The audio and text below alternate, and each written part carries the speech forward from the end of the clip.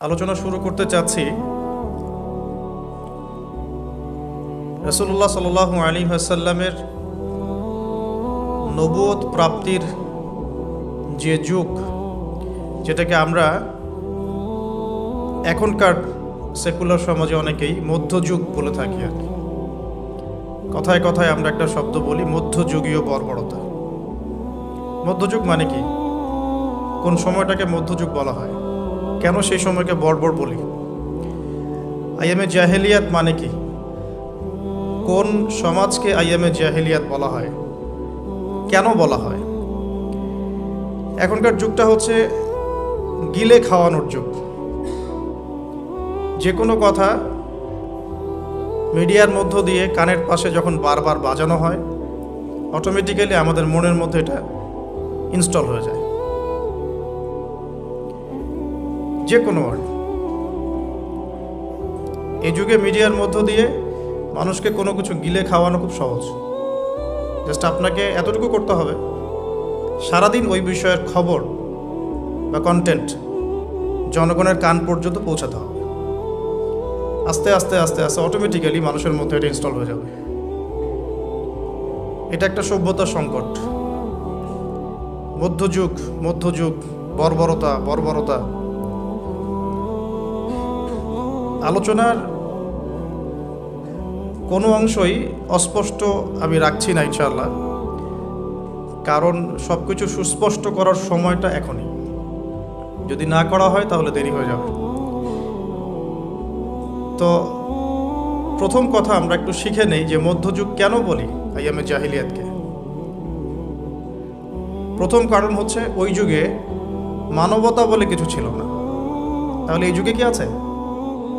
Honestly আপনাকে জিজ্ঞাসা করছি, আপনি বলেন না আমাকে, এই যুগে কি মানবতা বলতে আসলেই কিছু বাকি আছে? বাকি যাদের মধ্যে আছে সেই সব মানুষগুলোকে তো আমরা এখন ব্যঙ্গ করছি। মানবতা কোথায় আছে? এই কিছু দাড়ি টুপি পাগড়ি জুব্বাওয়ালা মানুষের মধ্যেই। অন্য কোথায় মানবতা দেখাবেন আপনি? মানবতা ছিল না মধ্যযুগে ছিল না নারীর কোনো সম্মান। সত্যি কি এখনকার সোকল্ড মডার্ন সিভিলাইজেশনের মধ্যে নারীর সম্মান আছে? এটা আপনি মিডিয়ার মধ্য দিয়ে আমাকে গেলাবেন, আমাকে গিলতে হবে? সত্যি আছে বাকি? অনেস্টলি স্পিকিং, আমাদের মা বোন, আমাদের দিনী বোন থেকে শুরু করে সমাজের টপ টু বটম, একদম লেস থেকে শুরু করে টপ পর্যন্ত সবখানে কি নারীর সম্মান চমৎকারভাবে দেয়া হচ্ছে? সত্যি কি তাই? আমরা নিজেদের সাথে প্রতারণা করব না। আমরা কোরআন এবং হাদিসের সাথে তো প্রতারণা করছি দীর্ঘ সময় থেকে। অ্যাটলিস্ট বিবেকের কাছে আমরা প্রতারণা করব না, বিবেকের সাথে আমরা প্রতারণা করব না। সত্যিকার অর্থেই নারীর সেই সম্মান এখন নাই, ফুল স্টপ। 3 নাম্বার, আইয়ামে জাহিলিয়াত কেন বলি? বিকজ ওই যুগে ছিল সুদ, ইকোনমিক সেকশন ছিল রিবা দিয়ে পরিপূর্ণ। তো আপনি কি আমাকে এখন রিবা মুক্ত একটা ওয়ার্ল্ড দেখাতে পারছেন? রিবা বা ইন্টারেস্ট মুক্ত, দুর্নীতি মুক্ত, ইকোনমিক সেকশনে করাপশন মুক্ত, ঘুষ মুক্ত, চাঁদাবাজি মুক্ত একটা ইকোনমিক সিস্টেম কি আপনি আমাকে দিতে পারবেন? এই বিশ্বে কি আসলেই এরকম কোন ইকোনমিক সিস্টেম বাকি আছে? ইকোনমি সম্পর্কে আমাদের পড়াশোনা এতই নিম্ন লেভেলের, মানুষকে এখন বোঝাতে হয় যে গোল্ড দিনার অ্যান্ড সিলভার দিরহাম এটা ইসলামিক কারেন্সি। মানুষকে এটা বোঝাতে হয়। মানুষ আমাদের সমাজে তর্ক করে, চাল দিয়ে ফেতরা দিবে না টাকা দিয়ে ফেতরা দিবে, এটা নিয়ে তর্ক হয়। পক্ষে বিপক্ষে তুলকালাম ঝগড়া হয়। কিন্তু তারা এটা রিয়েলাইজ করে না যে ইসলামিক কারেন্সি বলতে কি বোঝায়। কারেন্সির মধ্যেও সুদ আছে, পুরো ওয়ার্ল্ডের ব্যাংকিং সিস্টেমে সুদ আছে, হোক সেটা IMF বা ওয়ার্ল্ড ব্যাংক বা সেন্ট্রাল ব্যাংক বা এনজিওস, এভরি সিঙ্গেল সেকশন এখন সুদের আন্ডারে আছে। তাহলে আপনি কি আমাকে এই যুগটাকে খুব সভ্য যুগ বলবেন? কেন আইয়ামে জাহিলিয়াত বলা হয় সেটা আগে বলে নিচ্ছি। আইয়ামে জাহিলিয়াত কেন বলা হয়? বিকজ ওই যুগে ছিল জিনা আর ব্যভিচার আর মাদক, জুয়া। তো আমরা এখন কোন জান্নাতি সমাজে আছি? এই যুগের মধ্যে কি জেনা নাই, ব্যভিচার নাই, ধর্ষণ, গুম খুন, সুদ ঘুষ দুর্নীতি করাপশন বা জুয়া, এগুলো কি এই যুগের মধ্যে নাই? আমরা তো বলি বিশ্বায়নের যুগ, তাহলে ওই সময়ে ওই পাপগুলো নিঃসন্দেহে একটা সংক্ষিপ্ত পরিসরে সীমাবদ্ধ ছিল। এখন এই পাপগুলোর গ্লোবালাইজেশন হয়েছে, দ্যাটস অল। তাহলে আমরা প্রথমে এতটুকু জানলাম যে কেন আমরা ওই সময়টাকে মধ্যযুগ বলি, বর্বর বলি, আইয়ামে জাহিলিয়াত কেন বলি। মোটা দাগে এগুলো ছিল সামাজিক এবং রাজনৈতিক সমস্যা, কিন্তু ধর্মীয় সমস্যা কি ছিল? শিরক। ওই যুগের মানুষ আল্লাহ পাকের একত্ববাদের সামনে মাথা নত করেনি। ওই যুগের মানুষ বহুত্ববাদী ছিল, চন্দ্র সূর্য গ্রহ নক্ষত্র গাছপালা দেবদেবী প্রতিমা এগুলোর পূজা করত। তো এই সমস্যাটা কি এখন নাই? আমরা নন মুসলিমদের কথা বলছি না, ইভেন মুসলিমদের মধ্যেও কি প্রবলেমসগুলো নাই? আচ্ছা, অনেক ইউনিভার্সিটিস আমাদের সমাজে আছে, স্কুল কলেজ, শিরক আলাদা ডিপার্টমেন্ট কোথায় আছে? তাওহীদ এই ডিপার্টমেন্ট কোথায় আছে? তো আমি এখানে আপনাদের কনফিডেন্স ভাঙতে আসি নাই, মেরুদণ্ড ভাঙতে আসি নাই। আমি কয়েকটা জায়গায় আপনাদের দৃষ্টি নিবদ্ধ করতে এসেছি যে আইয়ামে জাহিলিয়া যে যুগটাকে আমরা বলতাম, এখন কিন্তু তার চেয়ে কোনো ভালো যুগে আমরা বসবাস করছি না। হ্যাঁ, উন্নতি হয়েছে আমাদের কোন কোন ক্ষেত্রে, জনসংখ্যা বেড়েছে, আমাদের সায়েন্স অ্যান্ড টেকনোলজির উন্নতি হয়েছে, প্রযুক্তিগত উন্নয়ন হয়েছে। আগেকার রোড এখনকার রোড এক না, এখন আমরা ফ্লাই করি, আমরা এক্সপোর্ট ইম্পোর্ট করি, আমরা মহাকাশ জয় করেছি, আমরা সাগর জয় করেছি, পাহাড় জয় করেছি, এগুলো তো হচ্ছেই। সত্যিকার অর্থে বিজয় কাকে বলে এটাও আমাদেরকে ভাবতে হবে। এই সামগ্রিক সভ্যতা নিয়ে যদি কাল কিয়ামতের মাঠে আমরা জান্নাতে যেতে না পারি, তাহলে কি আমরা বলবো আমরা বিজয়ী ছিলাম? আল্লাহ পাক কি বলছেন? আল্লাহ পাক বলছেন ফামান যুহজিহা আনিন নারি ওয়া উদখিলাল জান্নাতা ফাকাদ ফাজ। আদম আলাইহিস সালাম থেকে শুরু করে শেষ নবী মুহাম্মদ সাল্লাল্লাহু আলাইহি ওয়াসাল্লামের উম্মত পর্যন্ত, এই যে কোটি কোটি মিলিয়ন বিলিয়ন মানুষের মধ্যে যারাই পুলসিরাত পার হতে পারবে, জাহান্নাম থেকে বাঁচতে পারবে, জান্নাতে যেতে পারবে, ফাকাদ ফাজ, তারা সফল। তা আমরা এখানে ডেফিনেশন অফ সাকসেসও পাচ্ছি। তাহলে আমরা এখন বলতে পারি না যে এই সভ্যতার উন্নয়ন দিয়ে আমরা জান্নাতে যেতে পারবো, আদর্শগত উন্নয়ন দিয়ে আমরা জান্নাতে যেতে পারবো ইনশাআল্লাহ। তো এই আদর্শগত উন্নয়ন সাধন করার জন্যই আল্লাহ রাব্বুল আলামিন আইয়ামে জাহিলিয়াতের মতো যুগেও মুহাম্মদ সাল্লাল্লাহু আলাইহি ওয়াসাল্লামকে পাঠিয়েছেন। বলে সুবহানাল্লাহ। আল্লাহ পাকের একটা বড় দয়া যে আল্লাহ পাক চাচ্ছেন আমরা জান্নাতে যাই।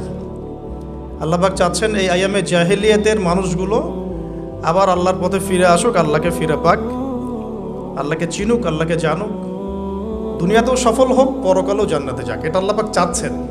এই সিলসিলাতে আল্লাহ রাব্বুল আলামিন প্রায় 1,24,000 নবী রাসূল পাঠিয়েছেন। আলহামদুলিল্লাহ, প্রায় 1,24,000। স্পেসিফিকলি আমি বলতে পারবো না, কারণ এই ফিগারটা এভাবে বলা যায় না, কিন্তু কিছু কিছু হাদিসের মধ্যে আছে 1,24,000 নবী রাসূল পয়গম্বর আল্লাহ পাক পাঠিয়েছেন। কোরআনুল কারীমে আছে 25 জন নবীর নাম। আর আল্লাহ পাক বলেছেন আমি এমন অনেক নবী চলে গেছেন যাদের নাম তোমাকে জানাইনি, যাদের কথা আমি তোমাকে বলি নাই, হে নবী সাল্লাল্লাহু আলাইহি ওয়াসাল্লাম। তো এখন আমরা দেখব যে ওই যুগটাকে কি নবী সাল্লাল্লাহু আলাইহি ওয়াসাল্লাম পরিবর্তন করতে পেরেছিলেন কিনা। তার আগে একটু বুঝে নেই যে ওই সমস্যাগুলো আমাদের সমাজে এখন আছে কিনা। যে পয়েন্টসগুলো আমি প্রথমে বললাম, কেন আমরা ওই যুগটাকে বর্বর বলি, জাহিলি যুগ বলি। যে কারোর সাথে আপনি এটা নিয়ে যদি ডিবেট করতে যান, তারা আপনাকে একটা পয়েন্ট ধরিয়ে দিবে, সেটা হলো ওই যুগে মেয়েদের সম্মান দেওয়া হতো না, মেয়েদেরকে জীবন্ত কবর দেওয়া হতো। তো এখনও তো মেয়েদের আত্মাকে জীবন্ত কবর দেওয়া হচ্ছে, এখনও তো আমরা মেয়েদের আত্মাকে জীবন্ত কবর দিচ্ছি। একটা মানুষের দেহই কি সব কিছু? যেমন একটা মানুষের আত্মা দাসত্ব শৃঙ্খলা আবদ্ধ থাকে, তারা স্বাধীনতা থাকে কোথায়? তো এখন অনেক কিছু আমাদের বাইরের চোখ দিয়ে বিশ্লেষণ করলে হবে না, কিছু কিছু বিষয় ভিতরের চোখ দিয়েও দেখতে হবে। আল্লাহ তৌফিক দান করুন। তো মেলালে আপনি বুঝতে পারবেন যে কোনো কিছুই বাদ নাই। আইয়ামে জাহিলিয়াতের এমন একটা জাহিলিয়াত বা ওই যুগের সুন্নত বাকি নাই যেটা এই যুগের মধ্যে নাই, বরং এখন আরও অনেক বড় পরিসরে এগুলো সমাজে প্রতিষ্ঠিত হয়ে গেছে। এটাই সত্য, এখানেই ফুল স্টপ করতে হবে। যদি না করেন তাহলে এটা আপনার জ্ঞানের দৈন্যতা অথবা অহংকার। এখানে আমি ঝগড়াও করতে যাব না কারোর সাথে। এখন প্রশ্ন হচ্ছে, নবী সাল্লাল্লাহু আলাইহি ওয়াসাল্লাম কি এই যুগটাকে পরিবর্তন করতে পারলেন কিনা? উত্তর হ্যাঁ। কিভাবে পরিবর্তন করতে পারলেন? উত্তর হচ্ছে আল্লাহ রাব্বুল আলামিনের ইচ্ছায় এবং তার ওহীর মাধ্যমে। ওহী কি জিনিস? আল্লাহ রাব্বুল আলামিনের প্রত্যাদেশ, মানে আল্লাহর পক্ষ থেকে ঐশী বাণী, যেটা আল্লাহ পাক শুধু মুহাম্মদ সাল্লাল্লাহু আলাইহি ওয়াসাল্লামকেই দেন নাই, বরং প্রত্যেক নবী রাসূলকেই দিয়েছেন। যেমন বড় বড় চারটার নাম আমরা সবাই জানি। তাওরাত নবী মুসা আলাইহিস সালামের কাছে, জাবুর দাউদ আলাইহিস সালামের কাছে, ইনজিল ঈসা আলাইহিস সালামের কাছে, এবং আল কোরআনুল কারীম নবী মুহাম্মদ সাল্লাল্লাহু আলাইহি ওয়াসাল্লামের কাছে। আল্লাহ পাক কোরআনের সাথে আরও একটা জিনিস দিলেন, সেটা হলো নবী সাল্লাল্লাহু আলাইহি ওয়াসাল্লামের সুন্নাহ। মানে কোরআন সব কিছুর সামারি করে দিবে, আর সুন্নাহ এটাকে বিশ্লেষণ করবে। ফর এক্সাম্পল, আল্লাহ পাক কোরআনের প্রায় 85 জায়গায় বলেছেন, সম্ভবত পরিসংখ্যানটা আরও বেশি হতে পারে, যে আকিমুস সালাহ ওয়া আতুজ যাকাহ, তোমরা সালাত কায়েম করো এবং যাকাত প্রদান করো। কিন্তু আপনি কোরআনে কিন্তু পাবেন না যে রুকু কেমন করে করতে হয়, কয়বার তাসবিহ পড়তে হবে, সিজদা কেমন করে করতে হয়, কয় তাসবিহ পড়তে হবে। হ্যাঁ, আপনি প্রথম রাকাতে সূরা ফাতিহার পর কি পড়বেন, কিভাবে রুকু করবেন, কতটুকু অ্যাঙ্গেলে মাথাকে নোয়াবেন, সিজদায় আপনার হেড পজিশন কোথায় থাকবে, এই বিষয়গুলো কিন্তু ভেঙে ভেঙে কোরআনে কোথাও নাই। এই কারণে আল্লাহ রাব্বুল আলামিন এক্সট্রা আরেকটা জিনিস দিলেন, সেটা হলো সুন্নাহ। নবী সাল্লাল্লাহু আলাইহি ওয়াসাল্লাম নিজে করে দেখালেন যে এটা এভাবে করতে হবে। এটা দেখেছেন কারা? সাহাবায়ে কেরাম। সাহাবায়ে কেরাম তাকে নিজ চোখে দেখেছেন। সাহাবা কাকে বলে? যারা নবী সাল্লাল্লাহু আলাইহি ওয়াসাল্লামকে সচক্ষে দেখেছেন এবং ঈমান এনেছেন, মুমিন অবস্থায় ইন্তেকাল করেছেন। নবীকে কিন্তু আবু জেহেলও দেখেছিল, তাই বলে আবু জেহেল তো সাহাবী নয়। আবু জেহেল কি সাহাবী? আচ্ছা, তো কোরআন এবং হাদিস আল্লাহ রাব্বুল আলামিন নবী সাল্লাল্লাহু আলাইহি ওয়াসাল্লামকে দিলেন ঐশী গ্রন্থ হিসেবে। মাত্র 23 বছর সময় লেগেছে নবী সাল্লাল্লাহু আলাইহি ওয়াসাল্লামের সেই সমাজটাকে পরিবর্তন করতে। কোন সমাজ? যেই সমাজটা এই যুগের সব নোংরামি একত্রিত করলে যে সমাজটা হবে, সেই সমাজ। তাহলে আমরা বুঝতে পারছি যে সমাজে যত নোংরামি থাকুক না কেন, আল্লাহ পাকের কিতাব এবং তার নবীর সুন্নাহর মধ্য দিয়ে এটাকে পরিবর্তন করা সম্ভব। এটা অসম্ভব কিছু নয়। নবীজি করেও দেখালেন মাত্র 23 বছর। আর 23 বছর তো এত অল্প সময়। আমরা 23 বছর নামাজই পড়ি নাই অনেকেই। মেবি এখনও অনেকে উপস্থিত আছেন বা এই লেকচার শুনবেন যারা 40 বছরও সেজদা করে নাই, 50 বছরও সেজদা করে নাই। তবে তাদের জন্য একটা সুসংবাদ, সেটা হলো আল্লাহ পাক তার এই সমস্ত গুনাহ মাফ করে দিবেন যদি মৃত্যুর আগে খালি একবার বলতে পারে, আস্তাগফিরুল্লাহ আল্লাযী লা ইলাহা ইল্লা হুয়াল হাইয়ুল কাইয়্যুম ওয়া আতুবু ইলাইহি। আল্লাহ পাক সমস্ত গুনাহ মাফ করার জন্য প্রস্তুত আছেন। তো 23 বছর কিন্তু খুব বেশি সময় নয়। প্রশ্ন হচ্ছে এখন আরেকটা, যে কিভাবে নবী সাল্লাল্লাহু আলাইহি ওয়াসাল্লাম এত অল্প সময়ের মধ্যে এই ব্যাপক সামাজিক বিপ্লব সংগঠিত করলেন। আমরা কিন্তু অনেক বিপ্লবের কথা পড়েছি, পড়ে আজকে আপনারা এই পর্যন্ত এসেছেন। আপনারা যারা student, running student, teacher, honourable guardian যদি কেউ থেকে থাকেন, আমরা কিন্তু অনেক বিপ্লবের কথা পড়েছি একদম স্কুল লেভেল থেকে। হ্যাঁ, পলাশির যুদ্ধ দিয়ে আমরা পড়া শুরু করেছিলাম সমাজবিজ্ঞান বইগুলোতে ছোটবেলায়। ইংরেজদের সময় কেমন ছিল, ওদেরটাও তো বিপ্লব। ইংরেজরা সারা বিশ্ব শাসন করেছে, এটাও তো ওদের বিপ্লব।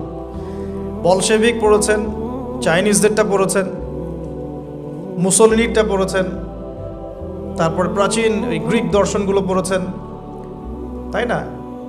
তারপরে আমরা যে ফোরাত, ইউফ্রেটিস নিয়ে এতগুলো কথা বলি, ওখানে যে প্রাচীন ব্যাবিলনের সভ্যতা ছিল, এগুলো পড়েছেন। চাইনিজদের তো রিসেন্ট, এটা তো বেশি দিন হয়নি। আফ্রিকান কন্টিনেন্ট থেকে শুরু করে পুরো বিশ্বে আপনারা তো আলেকজান্ডার দ্য গ্রেট পর্যন্ত পড়েছেন। এই যে বিপ্লবগুলো আপনারা পড়েছেন, কত সময় লেগেছে এক একটা বিপ্লব প্রতিষ্ঠা হতে। বা ওটা সমাজে ইম্প্যাক্ট করতে কত সময় লেগেছে। আর নবী সাল্লাল্লাহু আলাইহি ওয়াসাল্লামের কোরআন সুন্নাহ দিয়ে পুরো বিশ্বকে চেঞ্জ করতে কত সময় লেগেছে। এখানেই তো প্রমাণ হয় যেটা আল্লাহর পক্ষ থেকে এসেছে। এখানেই তো প্রমাণ হয় যেটা আল্লাহ রাব্বুল আলামিনের পক্ষ থেকে না আসলে এটা সম্ভব ছিল না। এবং নবী সাল্লাল্লাহু আলাইহি ওয়াসাল্লামের ইন্তেকালের সাথে সাথে কি বিপ্লব থেমে গেছে? দেখবেন মাও সেতুং নাই, তার বিপ্লবটা কতদিন স্থায়ী ছিল।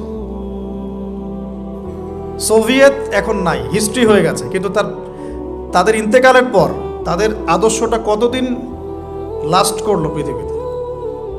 গ্রিকরা এখন নাই, পার্সিয়ানরা এখন নাই, তাদের ইন্তেকালের পরে তাদের রেভলিউশনগুলো কতদিন ছিল ওয়ার্ল্ডের বুকে। আর নবী সাল্লাল্লাহু আলাইহি ওয়াসাল্লাম ইন্তেকাল করেছেন আজকে থেকে, আমি যে লেকচার দিচ্ছি এখন থেকে নিয়ে প্রায় 1450 বছর আগে। এখন পর্যন্ত তার অনুসারীদের সংখ্যা কমে নাই, দিন দিন বাড়ছে। এটাই তো প্রমাণ হয়, এটাই তো প্রমাণ হয় যে নবী সাল্লাল্লাহু আলাইহি ওয়াসাল্লাম যে মানদণ্ডের সমাজ পরিবর্তন করেছেন এটা আল্লাহর পক্ষ থেকে এসেছে। এটা আল্লাহ পাক রেখেছেন পৃথিবীতে বলেই আছে, ওগুলোকে আল্লাহ পাক রাখেন নাই, তাই নাই। তো কাজের কথায় আসি, নবী সাল্লাল্লাহু আলাইহি ওয়াসাল্লাম একা একা এই সমাজটা পরিবর্তন করেন নাই। প্রথম কথা, তিনি যখন হেরা গুহায় আল্লাহ পাকের ওহী আসছে, প্রথম যে ওহীটা এসেছে সেটা হলো ইকরা, নবী আপনি পড়ুন বিসমি রব্বিকাল্লাযী খালাক, আপনার সেই রবের নামে যিনি আপনাকে সৃষ্টি করেছেন।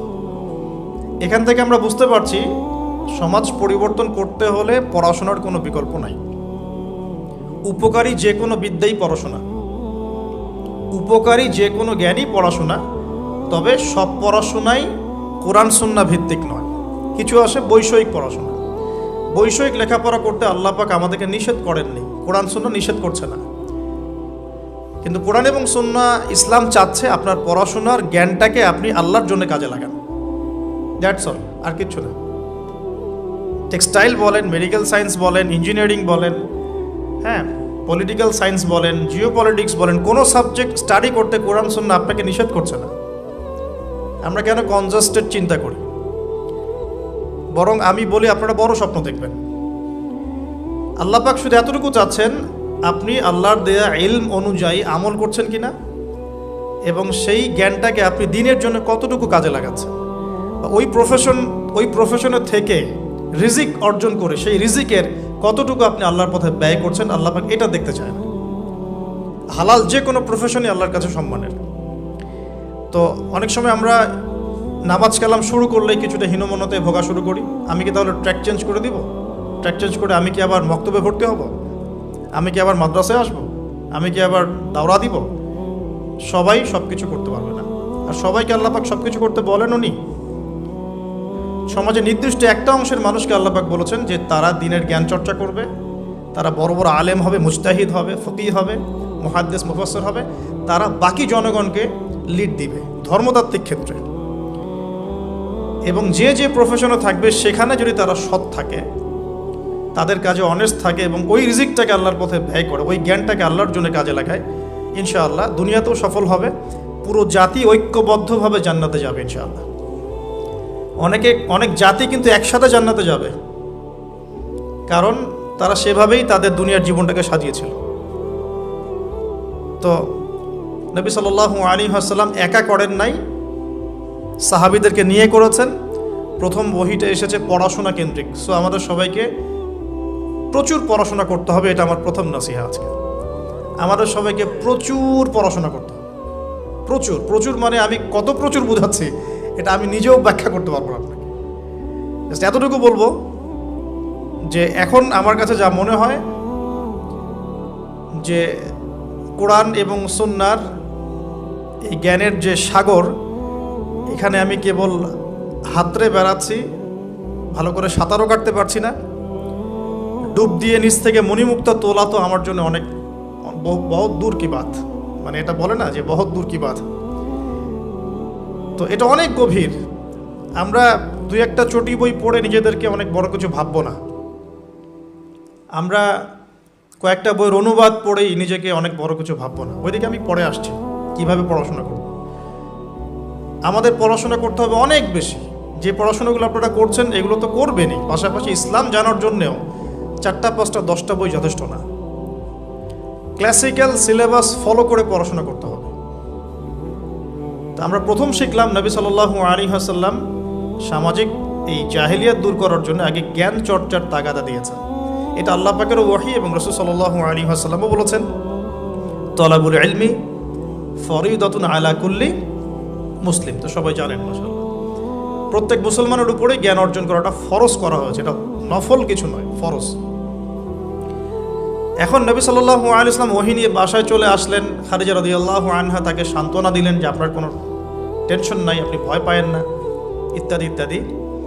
ওয়ারাকা বিন নাফেলের কাছে নিয়ে যাওয়া হয়েছে। ওয়ারাকা বিন নাফেল তিনি বলেছেন যে তোমার কাছে যে ফেরেশতা এসেছিল তার নাম নামুস বা জিবরাইল আলাইহিস সালাম, যে নবী মুসা আলাইহিস সালামের কাছেও এসেছিল। তবে এখন তোমাকে তোমার কওম বের করে দিবে, এখন তোমাকে তোমার কওম বের করে দিবে। যদি আমি ওই দিন জীবিত থাকি যেদিন তোমার কওম তোমাকে বের করে দিবে, আমি তোমাকে বড় রকম সাহায্য করব। এই কথাটা বলেছেন ওয়ারাকা বিন নওয়াফেল। সহিহ বুখারীর 2য় পৃষ্ঠায় এটা আছে, ওহী অধ্যায়ে। নবী সাল্লাল্লাহু আলাইহি ওয়াসাল্লাম অবাক হয়েছিলেন এই সময়, জিজ্ঞাসা করেছিলেন যে আওয়া মুখরিজিয়া, তারা কি আমাকে বের করে দিবে? আওয়া মুখরিজিয়াহুম, তারা কি আমাকে বের করে দিবে? তো ওয়ারাকা বিন নাফেল বলেছিলেন এর আগে যার কাছেই এই ফেরেশতা এসেছেন তাকেই তার কওম বের করে দিয়েছে। এখান থেকে একটা মন শক্ত করা কথা শুনতে হবে, সেটা হচ্ছে যদি আপনি সত্যিকারের ওহী কোরআন এবং সুন্নাহর উপর থাকতে চান তাহলে সমাজ আপনাকে স্বাভাবিকভাবে মেনে নেবে না, বিকজ সমাজটা জাহিলিয়াতের। আপনি রিবার এগেনস্টে কথা বলবেন, তারা আপনাকে মেনে নেবে না। আপনি পুরো বিশ্বে মুসলিমদের উপর যে নির্মম নির্যাতন, এর এগেনস্টে কথা বলবেন, তারা আপনাকে মেনে নেবে না। আপনি ধর্মতাত্ত্বিক ক্ষেত্রে মুসলিমদের মধ্যে যে সমস্যাগুলো নিয়ে কথা বলবেন, সবাই আপনাকে বন্ধুরূপে গ্রহণ করবে না। যদি তাদের ক্ষমতা থাকে তাহলে আপনাকে বেরো করে দিতে পারে, যদি ক্ষমতা না থাকে তাহলে মনে মনে হিংসা করতে পারে, ট্র্যাপে ফেলতে পারে, অনেক কিছুই করতে পারে। এটা হচ্ছে দলিল যে ওয়ারাকা বিন নাফেল প্রথম এই কথাটা বলেছিলেন, এবার তো তোমার কওম তোমাকে বের করে দিবে। আপনি বাসায় গিয়ে আজকে সহিহ বুখারী খুলে দেখেন, এটা হচ্ছে ওহী আসার বাস্তবতা। যাদের কাছে ওহী এসেছে এবং যাদের কাছে ওহীর জ্ঞান আছে তাদেরকে সবাই বন্ধুরূপে গ্রহণ করবে না। ইভেন আপনিও যদি এখন ইসলাম 100% ফলো করার চেষ্টা করতে থাকেন, আপনি আপনার পরিবারের মধ্যেই এক ঘরে হয়ে যেতে পারেন। আপনি আপনার পরিবারের মধ্যেই প্রবলেম ফেস করতে পারেন, সোসাইটিতে করতে পারেন। আমি তো অবাক হচ্ছি যে একটা শিক্ষা প্রতিষ্ঠানে এ ধরনের প্রোগ্রামের আয়োজন করা হয়েছে। কয়টা শিক্ষা প্রতিষ্ঠান বাংলাদেশে আছে যেখানে বসে এই ধরনের কথা বলা যায়? অনেস্টলি স্পিকিং বলেন, 1%, 2%, 5%? আল্লাহ কবুল করুন, দোয়া করি। এই জন্য আমি কঠিনভাবে কথাগুলো বলে যাচ্ছি, কারণ সবসময় সব সুযোগ হয়ে ওঠে না। ওহীর জ্ঞান এমন একটা জিনিস যেটা সবাই বন্ধুরূপে গ্রহণ করে না। কিন্তু নবী সাল্লাল্লাহু আলাইহি ওয়াসাল্লাম কি থেমে গিয়েছেন? উত্তর না। তিনি এবার তার ট্যাকটিকটা দেখেন কিভাবে তিনি 23 বছর এটা করেছেন, মাত্র 23 বছর। প্রথমত তিনি কি করেছেন? কাছের মানুষদেরকে আগে দাওয়াত দিয়েছেন। তাহলে দিন আগে নিজে যখন পালন করবেন, বুঝবেন, আমল করবেন, এটা প্রথম কাজ জ্ঞান অর্জন করার পর। এরপরে আপনার কাছের মানুষদেরকে দিনের দাওয়াত দিতে হয়। কাছের মানুষ মা, বাবা, স্ত্রী, সন্তান, বন্ধু বান্ধব ইত্যাদি। নবী সাল্লাল্লাহু আলাইহি ওয়াসাল্লামের দাওয়াতে প্রথম ইসলাম কবুল করেছেন কারা? খাদিজা রাদিয়াল্লাহু আনহা, কাছের মানুষ, স্ত্রী। আবু বকর সিদ্দিক রাদিয়াল্লাহু আনহু, প্রায় বন্ধু মানুষের মতোই, আগে থেকে পরিচয় ছিল। তারপরে তার ছোট ভাই আলী ইবনে আবি তালেব, কাজিন। তার আরেক কাজিন জাফর ইবনে আবি তালেব। বাসায় ছিলেন একজন পালক পুত্র যায়েদ ইবনে হারেসা। এরপরে আস্তে আস্তে আবু বকর সিদ্দিকের দাওয়াতের মধ্য দিয়ে উসমান বিন আফফান, তালহা বিন উবাইদুল্লাহ, সাঈদ ইবনে আবি ওয়াক্কাস, আব্দুর রহমান বিন আউফ, তারপরে আবু উবাইদা ইবনে জাররাহ, আব্দুল্লাহ বিন মাসউদ, আস্তে আস্তে এভাবে ছড়িয়ে পড়তে লাগলো। তাহলে দাওয়াতের বা ইসলাম প্রচার করার, প্রসার করার, প্রতিষ্ঠা করার সুন্নাহটা কেমন? নিজে জ্ঞান অর্জন করে আমল শুরু করা, কাছের মানুষদেরকে দাওয়াত দেওয়া। আমরা কিন্তু নবীর সুন্নাহ মেনে চলতে চাচ্ছি না দিন প্রতিষ্ঠা করার ক্ষেত্রে। আমরা ইনস্ট্যান্ট রেজাল্ট চাই। হ্যাঁ, আমি চাই যে রাতারাতি সব পরিবর্তন করতে। এভাবে কখনো হয়নি, এভাবে কখনো হয়নি, কিয়ামত পর্যন্ত হবে বলে মনে হচ্ছে না। তো এখন দেখুন এরপর কি হলো, নবী সাল্লাল্লাহু আলাইহি ওয়াসাল্লাম যখন এভাবে দাওয়াতি কাজ করতে লাগলেন, প্রথম 3 বছর তিনি এভাবে দাওয়াত দিয়েছেন। বেশিরভাগ যারা ইসলাম কবুল করেছেন তারা ছিলেন যুবক। এখান থেকে আপনাদের সাথে আমার কথাটা শুরু হচ্ছে আর কি। বেশিরভাগ যারা ইসলাম কবুল করেছিলেন তারা কারা ছিলেন? যুবক। আপনি সিরাত পড়েন, অ্যাটলিস্ট আর রাহিকুল মাখতুম বইটা পড়ে দেখেন, দেখবেন বেশিরভাগই ছিলেন তরুণ প্রজন্ম। কেন তরুণ প্রজন্ম? বিকজ তরুণদেরকে আল্লাহ পাক একটা বলবো আবেগের সাম্যাবস্থা দিয়েছেন। এটা কেমন? মানে তারা যদি খারাপ পথে যায় তাহলে খুব খারাপ পথেই চলে যায়, তারা যদি ভালো পথে আসতে চায় খুব ভালো পথে চলে আসে। তারা চ্যালেঞ্জ গ্রহণ করতে পারে, খোলা মনে সিদ্ধান্ত নিতে পারে, অনেক সময় আবেগকে প্রশ্রয় দেয়, আবেগে কখনো ভুল সিদ্ধান্ত নেয়, কখনো কিন্তু সঠিক সিদ্ধান্ত নেয়। তো তরুণদের মধ্যে একটা চ্যালেঞ্জ গ্রহণ করার মানসিকতা থাকে যে ঠিক আছে আমি ইসলামের পথে থাকবো, পরিবার আমাকে না সহ্য করে না করুক। এই জিনিসটা 40-50 বছর একটা মানুষ করতে পারে না। সে চিন্তা করে যে না, তারা আমার ছেলে মেয়ে, তাদেরকে নিয়ে ব্যালেন্স করে চলতে হবে ইত্যাদি ইত্যাদি। তারা মাঝ রাস্তা খোঁজার চেষ্টা করে, কিন্তু তরুণরা হয় ডান না হলে বাম, যে কোনো একদিকে চলবে। দেখবেন অনেক তরুণ ভাই আছেন যারা পুরোপুরি মাদকের সাথে সম্পৃক্ত, মাদকাসক্ত, ওখান থেকে বের করা সো ভেরি ডিফিকাল্ট। আবার অনেক তরুণ প্রজন্ম আছে যারা মাদক কখনো হাতই দেয় না। আপনি এরকম দুটো প্রজন্ম দেখবেন বাংলাদেশে। কেউ কখনো জুয়ার আসরে কখনোই বসে নাই, আর কারো জুয়া না খেললে ঘুম আসে না। কেউ তাহাজ্জুদ ছাড়া ঘুমাচ্ছেন না, আর কেউ মসজিদে যায়ই নাই কখনো। একটা দৈন্যতা আছে, মেরুকরণ আমাদের দেশের তরুণ প্রজন্মের মধ্যে। তবে এটা আমাদের জন্য ভালো সংবাদ যে আলহামদুলিল্লাহ দিন দিন তরুণ প্রজন্মের মধ্যে একটা পরিবর্তন আসছে। এটা আল্লাহ পাকের খাস রহমত, যাদের মাধ্যমে আসছে আল্লাহ পাক তাদেরকে যেন কবুল করেন, দোয়া করি আমি। এখন সমাজ কি থেমে থাকলো? না, সমাজ কিন্তু এটা ভালো করে মেনে নিল না।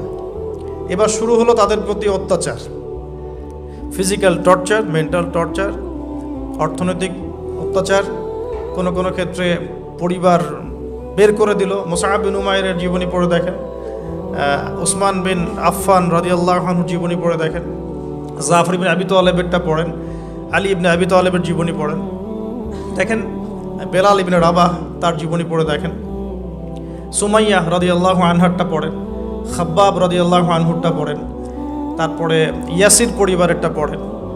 হ্যাঁ, মানে আসলে সাহাবীদের মধ্যে খুব কম সংখ্যক সাহাবী এমন ছিলেন যাদেরকে কোনো রকম নির্যাতন ফেস করতে হয় নাই।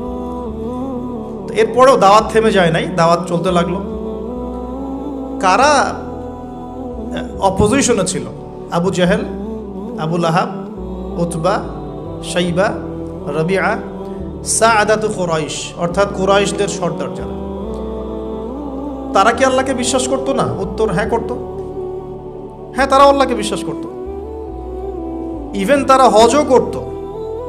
তখন হজমরাও ছিল বিকৃত। তারা আল্লাহকে বিশ্বাস করতো, আল্লাহর জন্য নজর মানত করতো, কুরবানি করতো, সবই করতো। তাহলে সমস্যা কোথায় ছিল? সমস্যা এখানে ছিল যে তারা কোরআন এবং হাদিস কেন্দ্রিক ইসলামটাকে সামগ্রিক জীবনে বাস্তবায়ন করতো না। তারা আল্লাহকে বিশ্বাস করতো, আল্লাহর দাসত্ব করতো না। আল্লাহ বলতে একজন আছেন, উপরওয়ালা একজন আছেন, এটা তারা বিশ্বাস করতো, কিন্তু তারা বাস্তবে এটাকে আমল করে দেখাতো না, দাসত্বটা করতো না।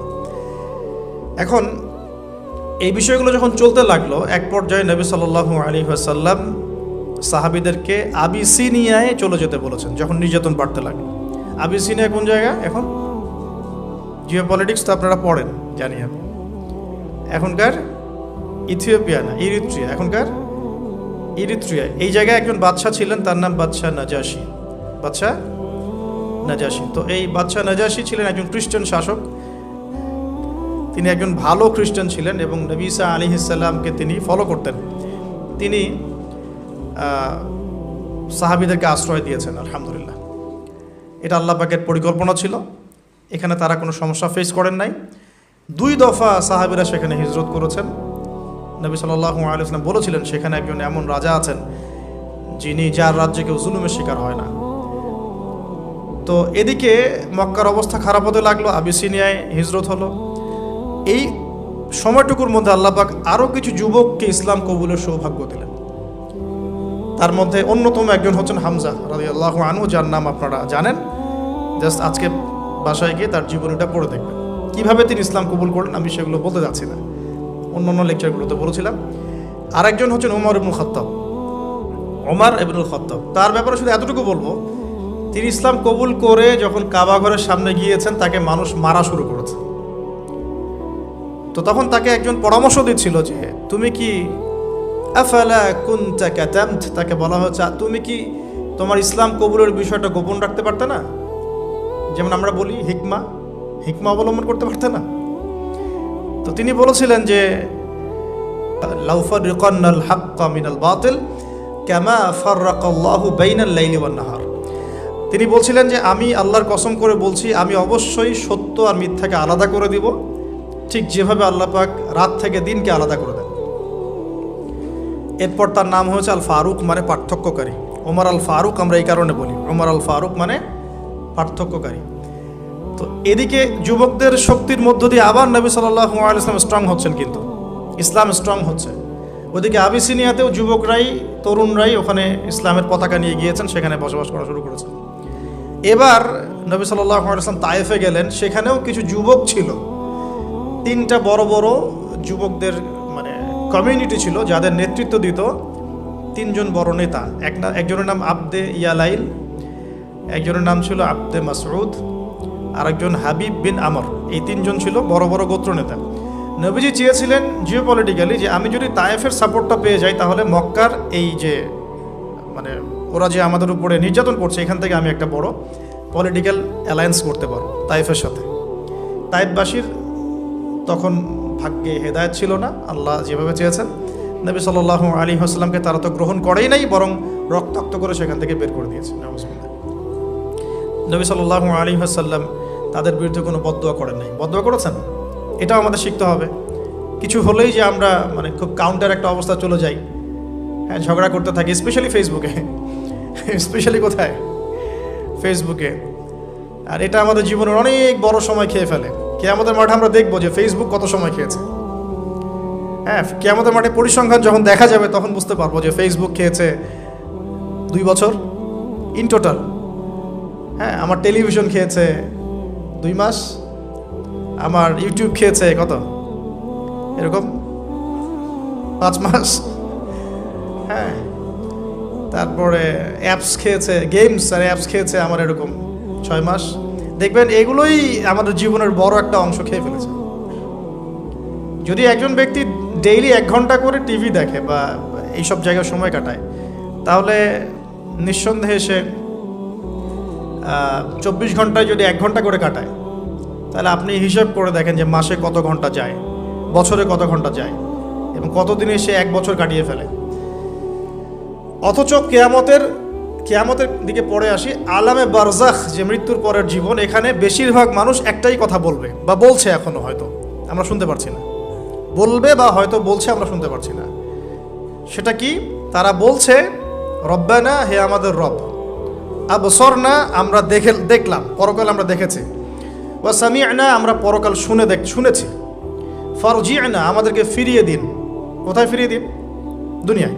কি করব? না আমাল সালিহান, আমরা সৎ আমল করে আসবো। ইন্না মুকিনুন, আমাদের এখন ইয়াকিন হয়ে গেছে। এই কথাটা কবরবাসী চিৎকার করে এখন হয়তো বলছে অথবা বলবে, আল্লাহু আলাম।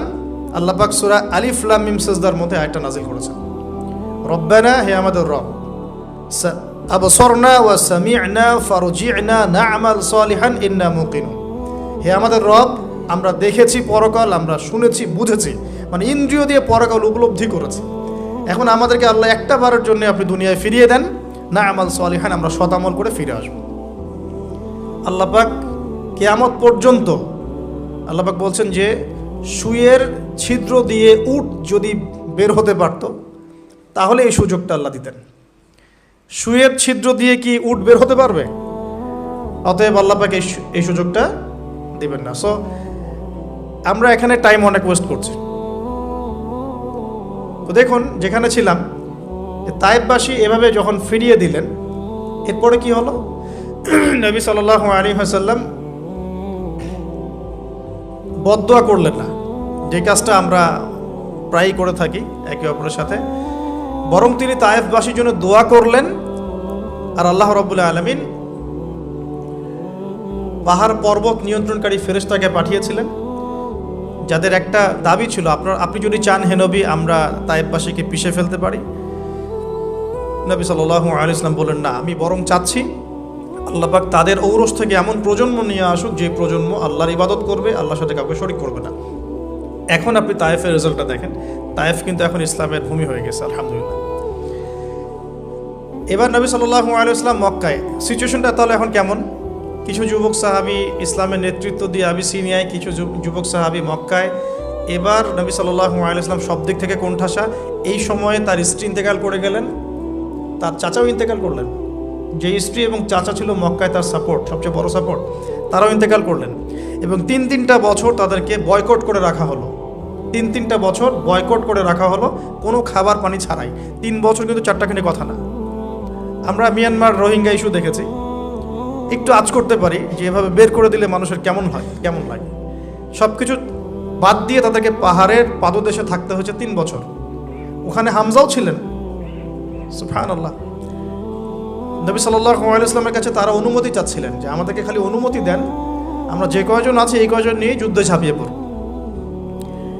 নবীজি বললেন, না, বরং তোমরা ধৈর্য ধরো, এখনো আল্লাহ পাক এই হুকুম আমাকে দেন নাই, তোমরা ধৈর্য ধরো। হামজার মতো সাহাবী, যিনি একাই 20 জনের সাথে লড়াই করতে পারেন, তিনি ধৈর্য ধরলেন যে আমরাও ধৈর্য ধরে আছি। সিচুয়েশন ডিমান্ড, একটা কথা, সিচুয়েশন যেমন সেভাবে রিয়াক্ট করতে হয়। এখন সিচুয়েশন নাই, রিয়াক্ট করতে পারছি না। হামজা রাদিয়াল্লাহু আনহুর মতো মানুষ, তিনিও তার ওই এগ্রেশনটাকে দমন করে রাখলেন। এবার আল্লাহ পাক পুরো এই টেবিলটা, আমরা বলি যে টেবিল উল্টে দেওয়ার মতো, ইসলামের এই হিস্ট্রিটাই আল্লাহ পাক উল্টে দিলেন। কিভাবে? আরও কিছু যুবকের মাধ্যমে। সুবহানাল্লাহ। এই যুবকেরা কোত্থেকে আসলো? ইয়াসরিব থেকে। কোত্থেকে? ইয়াসরিব। ইয়াসরিব কোন জায়গা? ইয়াসরিব হচ্ছে মদিনার আগের নাম। তো ইয়াসরিব থেকে এবার 6 জন যুবক চলে আসলেন। এই 6 জন যুবকের নাম হলো, 6 জন যুবকের নেতার নাম হচ্ছে আসআদ বিন জুরারাহ রাদিয়াল্লাহু আনহু। তিনি আরও 5 জনকে নিয়ে এসেছেন। কি করতে এসেছেন? হজ করতে। ওই যে বললাম আগে একটা হজের ট্রেন্ড ছিল ওইখানে, ঠিক আছে? ওটাকে তারা কিন্তু বলতো এই কাবার উপাস্যরা হচ্ছে আমাদের দেবতা প্লাস আমাদের ব্যবসা, ওরা এভাবে ডিল করতো। তো এই 6 জন যুবক এসেছেন হজ করতে। নবী সাল্লাল্লাহু আলাইহি ওয়াসাল্লামের কথা শুনলেন। ইহুদিরা মদিনায় আগ্রা ঘেরে বসেছিল। কেন? সারা দুনিয়া থাকতে মদিনায় কেন? তখন তারা কি করছিল? উত্তর তাওরাত, জাবুর, ইনজিলে যে প্রতিশ্রুতি ছিল যে শেষ জামানায় একজন নবী আসবেন যিনি তার অনুসারীদেরকে নিয়ে ওয়ার্ল্ডকে শাসন করবেন, ওই নবীকে খুঁজতে তারা মদিনা এসেছে। 3টা কম, বনু কোরাইজা, বনু কাইনুকা আর বনু নাজির, এই 3টা গোত্র সেখানে ছিল। এখন ওই ইয়াসরিবের যুবকরা কিন্তু শুনেছিল যে কে আসবেন, মুহাম্মদ সাল্লাল্লাহু আলাইহি ওয়াসাল্লাম বা একজন শেষ নবী আসবেন। তারা তো নাম জানতো না। নাম জানতো? তারা এতটুকু জানতো, তাওরাতে লেখা ছিল সেই নবীর নাম হচ্ছে আহমদ। কি নাম? আহমদ। এবার নবী সাল্লাল্লাহু আলাইহি ওয়াসাল্লাম আবার আরও একবার শক্তিশালী হলেন। কার মধ্য দিয়ে? এই যুবকদের মধ্য দিয়ে। 6 জন যুবক, মাত্র 6 জন। এই 6 জন তারা আবার মদিনায় ফিরে গেলেন। পরের বছর 12 জনকে নিয়ে আসলেন। এবার এই 12 জনের সাথে নবীজি আরও একজনকে পাঠিয়ে দিলেন। তার নাম হচ্ছে মুসআব বিন উমাইর, যার কথা আমি বলছিলাম, উহুদের যুদ্ধে যিনি শহীদ হয়েছেন। উহুদের যুদ্ধে শহীদ সেই সাহাবী মুসআব বিন উমাইর। এই যে এই ছেলেও দাঁড়িয়েছিল তো মুসআব বিন উমাইর রাদিয়াল্লাহু আনহুর কবরের সামনে। ওকে জিজ্ঞাসা করেন যে ও কোনো সুঘ্রাণ পেয়েছে কিনা। অনলাইন তো গরম করে ফাটিয়ে রেখে দিছে। ওকে জিজ্ঞাসা করেন। আমরা তো মনে করছিলাম এটা সবাই পায়, আমরা মনে করছিলাম এখানে যারাই আসে তারাই মনে হয় পায়। বাংলাদেশে আসার পরে বুঝলাম যে সবার ভাগ্যেই সৌভাগ্য হয় না। মুসআব বিন উমাইর এবং হামজা রাদিয়াল্লাহু আনহুর কবরটাকে ঘিরে রাখা হয়েছে একসাথে। 80টার বেশি তরবারের আঘাত ছিল তার গায়ে শাহাদাতের সময়। নবী সাল্লাল্লাহু আলাইহি ওয়াসাল্লামের চেহারার সাথে তার চেহারা কিছুটা মিল ছিল। তো এই সাহাবীকে নবীজি পাঠিয়েছেন মদিনায়, তুমি এই 12 জনের সাথে যাও, মদিনায় গিয়ে দাওয়াতি কাজ করতে থাকো। মাত্র 1 বছরের ব্যবধানে, উইদিন 1 ইয়ার, মুসআব বিন উমাইর রাদিয়াল্লাহু আনহুর দাওয়াতের ফলে 75টা পরিবার ইসলাম কবুল করেছে। এই যে ইসলাম একদিক থেকে সংকীর্ণ হতে লাগলো আর মদিনার দরজা খুলতে লাগলো। কাদের হাত ধরে? বৃদ্ধদের না ইয়াংদের? ইয়াংদের। এবার মুসআব বিন উমাইর রাদিয়াল্লাহু আনহু দাওয়াতে যে পরিবার ইসলাম কবুল করেছে তারা এসে নবী সাল্লাল্লাহু আলাইহি ওয়াসাল্লামের কাছে বায়াত করলেন। এবার নবী সাল্লাল্লাহু আলাইহি ওয়াসাল্লামের কাছে হুকুম আসলো, আপনি আবার হিজরত করেন। কোথায়? মদিনায়। এই যে শুরু হলো হিজরত, ওইবার মদিনায় গিয়ে শুরু হলো ইসলামিক হুকুমত। তখন ইসলামিক মানে পলিটিক্যাল ক্ষমতা আমাদের হাতে আসলো। নবী সাল্লাল্লাহু আলাইহি ওয়াসাল্লাম সেখানকার রাষ্ট্রপতি হলেন। মদিনা সনদ তৈরি করা হলো, মসজিদ নববী তৈরি করা হলো, মানে যত রকম রাষ্ট্রীয় ফাংশন সব ওখান থেকে শুরু হলো। এটা হলো ইসলামের পার্ট 2, মানে সিরাতের সেকেন্ড পার্ট। এটাই সবচেয়ে বড় পার্ট, মানে এখানেই সবচেয়ে বড় বড় জিনিসগুলো ঘটেছে। কিন্তু বেস তৈরি হয়েছে কিন্তু প্রথম 13 বছরে। কাদের হাত ধরে? ইয়াংদের হাত ধরে, ইয়াংদের হাত ধরে। এবার এই মদিনাতেই হচ্ছে বদর। এই মাদানী যুগে কি হচ্ছে? বদর। তারপরে হলো উহুদ। তারপরের বছর হলো কি? খন্দক। তারপরে নবী সাল্লাল্লাহু আলাইহি ওয়াসাল্লাম বললেন যে এবার থেকে ওরা আমাদেরকে আর আক্রমণ করবে না, আমরাই এবার থেকে ইসলামকে নিয়ে এগিয়ে যাবো ইনশাআল্লাহ। এরপর থেকে কুরাইশ আর কখনো আক্রমণ করতে পারে নাই। এরপর নবী সাল্লাল্লাহু আলাইহি ওয়াসাল্লাম বিভিন্ন গাজওয়া সারিয়া একটা একটা করে হতে থাকলো। প্রায় 75 থেকে 80টার মধ্যে হয়েছে। আমরা তো এই অংশটা এখন পুরো মাইনাস করে দিয়েছি ইসলাম থেকে, কাট অফ, একদম শেষ। ভুলেও কেউ এই শব্দ ব্যবহার করে ফেললেই তাকে যে চতুর্দিক থেকে যেমন সমালোচনার, গালিগালাজ আর আক্রমণের শিকার হতে হয়। এখন যাই হোক, আল্লাহ রাব্বুল আলামিন এভাবে আস্তে আস্তে আস্তে আস্তে ইসলামকে বিজয় করতে লাগলেন। পররাষ্ট্রনীতি অ্যাপ্লাই হতে লাগলো। মুলকা ফারিসা ওয়া রোম, পারস্য এবং রোমের মতো বড় বড় সাম্রাজ্যের পতন ঘটতে শুরু করলো। ইসলাম পৃথিবীর বুকে শক্তিশালী হওয়া শুরু করলো। হুদাইবিয়ার সন্ধি হলো, উমরা কাজা করলেন। তারপরে নবী সাল্লাল্লাহু আলাইহি ওয়াসাল্লাম 10 বছরের সন্ধিতে আসলেন। এই সন্ধির অল্প কিছুদিনের মধ্যেই প্রায় বিনা যুদ্ধে পুরো মক্কাটা আবার বিজয় করা হয়েছে। কোন মক্কা? যে মক্কা থেকে সাহাবীরা রিফিউজি হয়ে অন্য জায়গায় চলে যেতেন, সেই মক্কা হলো আমাদের। কাদের হাত ধরে ভাই? সবচেয়ে বেশি মানে মেজরিটি কারা ছিলেন? ইয়াংরা না বৃদ্ধরা? তাহলে আমি বলতে চাচ্ছি যে একটা বিগ মানে শর্ট সময়ের মধ্যে একটা বড় হিস্ট্রি বলে ফেললাম সিরাতের। আমি বোঝাতে চাচ্ছি যে সমাজ পরিবর্তন একা একা হয়নি, এবং নবী সাল্লাল্লাহু আলাইহি ওয়াসাল্লাম একা একা করেন নাই। কোরআন এবং সুন্নাহ ব্যতীত সমাজ পরিবর্তন হয়নি, এবং ইয়াংদের ভূমিকা ছাড়াও সমাজ পরিবর্তন হয়নি। আর মাত্র 23 বছরে এই ঘটনাগুলো ঘটেছে। মাত্র 23 বছরে যেই মক্কা থেকে আমরা রিফিউজি হয়ে বের হয়ে গেলাম, সেই মক্কায় আমরা বীর দর্পে ফিরে আসলাম, পুরো জায়গাটা আমাদের হলো। সেখান থেকে কি ইসলাম থেমে গেল? রাসূল সাল্লাল্লাহু আলাইহি ওয়াসাল্লামের ইন্তেকালের পরেও ওখান থেকেই আবার আবু বকর সিদ্দিক রাদিয়াল্লাহু আনহু, তার প্রায় 2-2.5 বছর বলা হয়।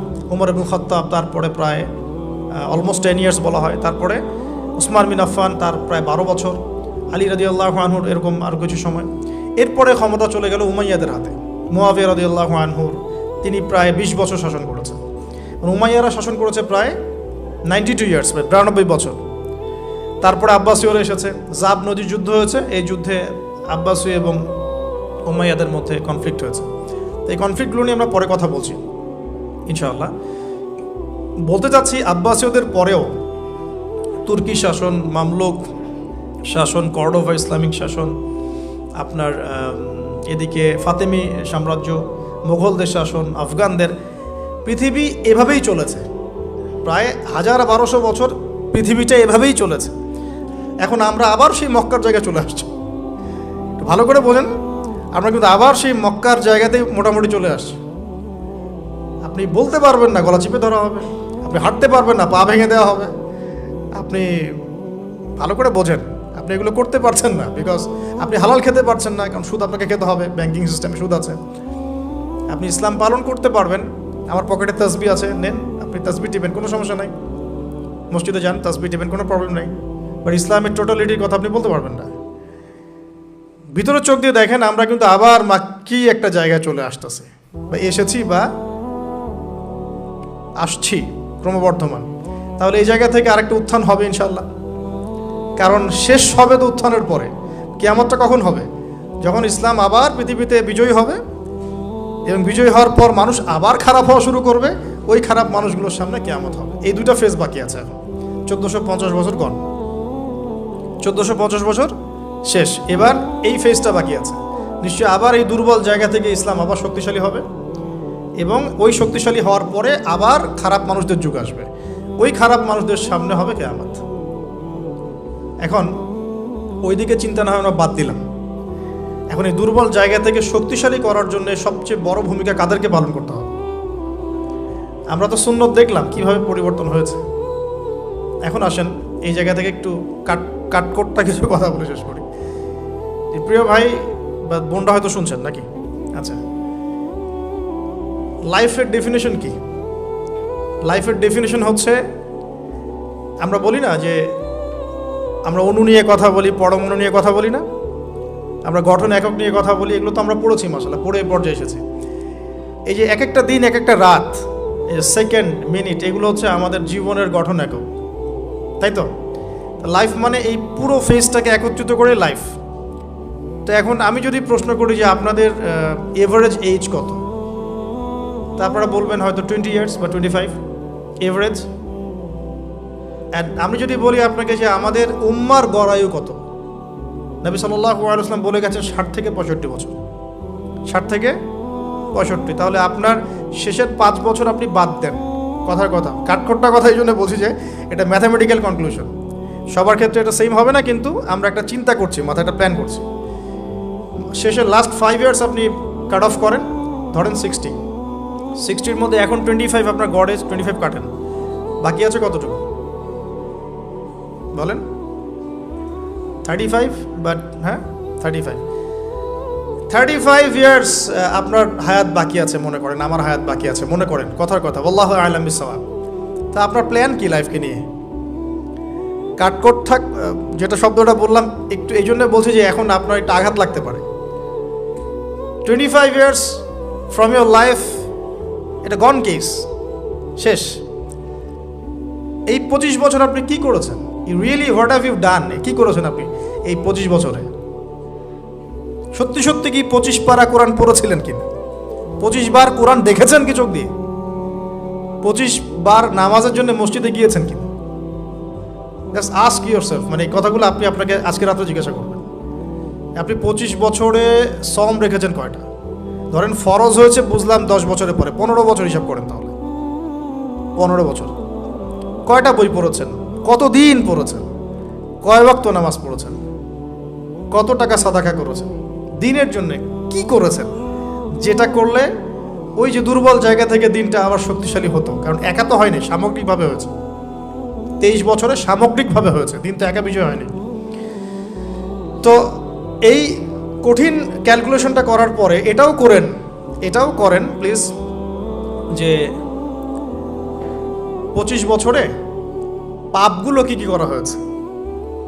এই 25 বছরে পাপগুলো কি কি করা হয়েছে? কোনো একটা পাপ বাকি আছে কিনা যা করা হয় নাই? 25 ইয়ার্সের মধ্যে অনেকেই জিনা করেছে, অনেকেই, আমি আপনাদের কথা বলছি না, এভারেজ আমি পুরো বাংলাদেশের ইয়াং জেনারেশনের কথা বলছি। 25 বছরের ইয়াং এই প্রজন্মটা, এই লেটেস্ট যে প্রজন্মটা, এদের অনেকেই জিনা করেছে, বিবাহ বহির্ভূত সম্পর্ক। এবং আমরা এখন জেনাকে অনেক সময় উস্কেও দেই, আমরা অনেক সময় এটাকে প্রমোটও করি, আমরা এটাকে ফ্যাশনও মনে করি। কারণ আমাদের ঢাকায় মানুষ বলে যে তোর গার্লফ্রেন্ড নাই, এটাই হচ্ছে ওদের কাছে অবাক করা বিষয়। সবাই ঘুরে, ঈদের দিন তুই ঘুরতে পারিস না? আমাদের ফ্যামিলির মধ্যে একজন বলতেছে তার মেয়েকে, সবাই ঈদের দিনে বাইরে যায়, তুই যেতে পারস না? ঢাকায় এভাবে কথা বলে। তার মানে এটাই ফ্যাশন, মানে আমরা জেনাকে উস্কেও দিচ্ছি। তার মানে 25 বছর আমরা অনেকে জেনাও করেছি। মাদকের সাথে সম্পৃক্ত কত পার্সেন্ট ইয়াং জেনারেশনে আমাদের দেশে? ক্যালকুলেট করেন, আপনি গুগল করেন, দেখেন কত পার্সেন্ট আমাদের দেশে মাদক সেবন করে। ইভেন এখন কিশোর গ্যাং বের হয়েছে, কিশোর গ্যাংয়ে অনেক যুবকরা যায়, অনেকে রাস্তাঘাটে মারামারি করে, অনেকে পলিটিক্যাল দলাদলির মধ্যেও আছেন অনেকেই, এবং এখানে ভাই ভাই রক্ত ঝরাই আমরা। উভয় মুসলিম, কিন্তু উভয় মুসলিম, জুমার দিন একসাথে নামাজ পড়ে। তাহলে এটা কোন দর্শন যেটা আমার ভাইকে শত্রু বানিয়ে দিল? তো 25 বছরের পাপগুলো একটু ক্যালকুলেট করি। প্রিয় দিনী বোন, একটু হিসাব করবেন যে 25 বছর আপনি কতদিন পর্দা করেছেন, কত 25,000 মানুষ আপনার চেহারা দেখেছে কিনা, এই 25 বছরে কত হাজার মানুষ আপনার চেহারা দেখেছে। আর ছেলেরা আপনাকে দেখলে কখনো চেহারা সুরত দেখে না। তো এই 25 ইয়ার্স আমরা অনেক কিছুই করেছি, অনেক কিছুই করি নাই। এখন একটু আজকে সাদা একটা কাগজ নিয়ে আমরা একটা হিসাব করব যে আমরা 25 বছরে কি কি করেছি, কি কি করি নাই, কি কী পাপ করেছি, কী কী করি নাই, কী কী পুণ্য করেছি, কী কী করি নাই। আমি আগে মনে করতাম যে একটা খালেস তওবা ইনশাআল্লাহ আল্লাহ পাক সব মাফ করে দিবেন। আসলে আল্লাহ পাক মাফ করেই দিবেন, কিন্তু ভিতর থেকে স্যাটিসফাই হতে পারবেন না আপনি। এখন যদি আপনি এখান থেকে আমার এই লেকচারটা শুনে আল্লাহর ওলি হয়ে যান এবং আপনি বড় মুহাদ্দিস, মুফতি, দিনের বড় দায়ী ইলাল্লাহ, বড় পলিটিশিয়ান, বড় ইঞ্জিনিয়ার, মানে যারা ওয়ার্ল্ডকে ইসলাম স্ট্যাবলিশমেন্টের দিকে নেতৃত্ব দিচ্ছেন, এমনও মানুষ যদি আপনি হয়ে যান, আপনি এই 25 বছরের ঋণটা শোধ করতে পারবেন না। এই 25 বছরের ঋণ আপনাকে প্রতিনিয়তই ভিতরে ধুকিয়ে মারবে আর কি, যেটা আমাদেরকেও মারে ভিতর থেকে। যে আমরা যদি আগে থেকে বিষয়গুলো বুঝতাম, যদি আরও আগে থেকে স্টাডি করতে পারতাম, আরও বেশি যদি আমি আলেম ওলামার সাথে মিশতে পারতাম, আরও যদি বেশি গভীরে যেতে পারতাম, তাহলে কতই না ভালো হতো। আমি আশা করি কথাগুলো আপনাদের কলিজায় পৌঁছাবে ইনশাআল্লাহ। এখন লাইফের এটা সবচেয়ে ভাইটাল পার্ট। এই সম্পর্কে আমি জাস্ট 2টা হাদিস বলে আস্তে আস্তে কনক্লুশনের দিকে যাচ্ছি। নবী সাল্লাল্লাহু আলাইহি ওয়াসাল্লাম বলছেন যে 7 শ্রেণীর মানুষকে আল্লাহ পাক কিয়ামতের দিনে আরশের ছায়া দিবেন। কত শ্রেণী ভাই? তার মধ্যে সেকেন্ড শ্রেণীটা হচ্ছে সেই যুবক নাশাআ ফি ইবাদাতিল্লাহি তাআলা, যে আল্লাহ পাকের ইবাদতে তার যৌবনকালটা কাটিয়ে দিয়েছে। এখনো বাকি আছে আপনার সামনে। যৌবনকাল কতটুকু? হয়তো 15 to 40।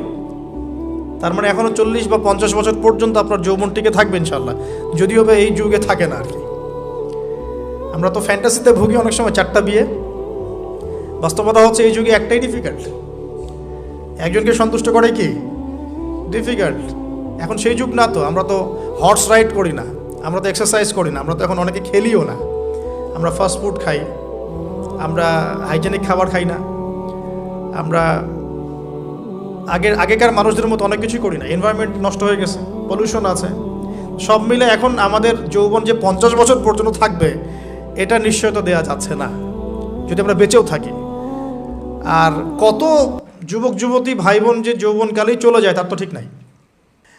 আরেকটা হাদিস যেটা বলতে চাচ্ছিলাম সেটা হলো, কিয়ামতের মাঠে 5টা প্রশ্ন হবে, স্পেশাল 5টা প্রশ্ন, যে 5টা প্রশ্নের উত্তর না দেয়া পর্যন্ত কাউকে ছাড়া হবে না।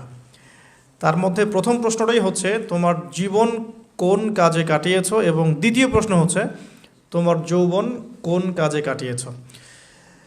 সো আমি বলছিলাম আপনাদেরকে যে যৌবন কালটাকে যদি আমরা আল্লাহর পথে কাটাতে পারি, ইনশাআল্লাহ তাআলা আমাদের এই যে উদ্দেশ্যটা, যে নিজেরা দিন পালন করব, নিজের পরিবারের মধ্যে প্রতিষ্ঠা করব, আমাদের সমাজে দিন ইসলামের দাওয়াতি কাজ করব, যেখানেই থাকি সৎ থাকব, একদিন ইনশাআল্লাহ দিন আবার বিজয়ী হবে, এই যে স্বপ্নগুলো, এগুলো বাস্তবায়িত হবে ইনশাআল্লাহ তখনই যখন আমরা নিজেরা পরিবর্তিত হয়ে সমাজের জন্য ভালো কিছু বয়ে নিয়ে আসবো ইনশাআল্লাহ।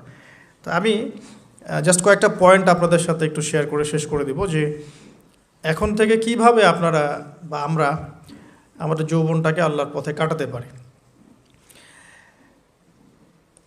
প্রথম যে পয়েন্টটা আমি লিখে নিয়ে এসেছি সেটা হলো, আমি একটু বলেওছিলাম যে আমাদের নিজস্ব খসড়া একটা আমলনামা তৈরি করতে হবে আর কি।